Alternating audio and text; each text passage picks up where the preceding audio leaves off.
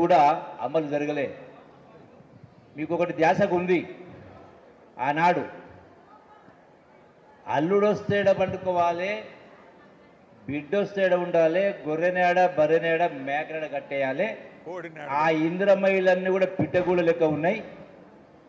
నేను డబుల్ బెడ్రూమ్లు కట్టిస్తా, వంటగది కట్టిస్తా, హాల్ కట్టిస్తా, బాత్రూమ్లు కట్టిస్తా అని చెప్పిండా చెప్పలేదా కేసీఆర్ అన్నాడు? చెప్పిండా చెప్పలేదా? మరి మీ దానిలో ఎవరికైనా ఒక్కరికైనా డబుల్ బెడ్రూమ్ ఇల్లు కట్టించిండ్రా? కట్టిస్తే ఏమన్నా చేయొచ్చండి, కట్టియలే. అది కూడా ఈ తెలంగాణ రాష్ట్రం వచ్చిన 12 ఏళ్ల క్రితం కేసీఆర్ ముఖ్యమంత్రి అయిన తర్వాత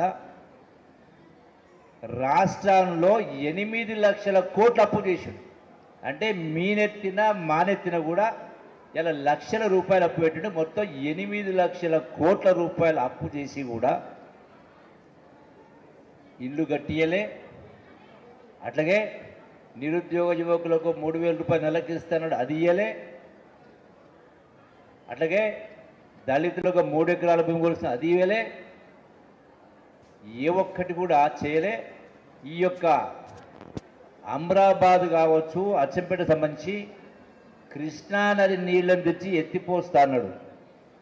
ఎత్తిపోతలు లేవు, మాటలు ఎత్తిపోసిన తప్ప ఏది జరగలే ఈ ప్రభుత్వం. అందుకే మాటల ప్రభుత్వం కాదు, చేతల ప్రభుత్వం.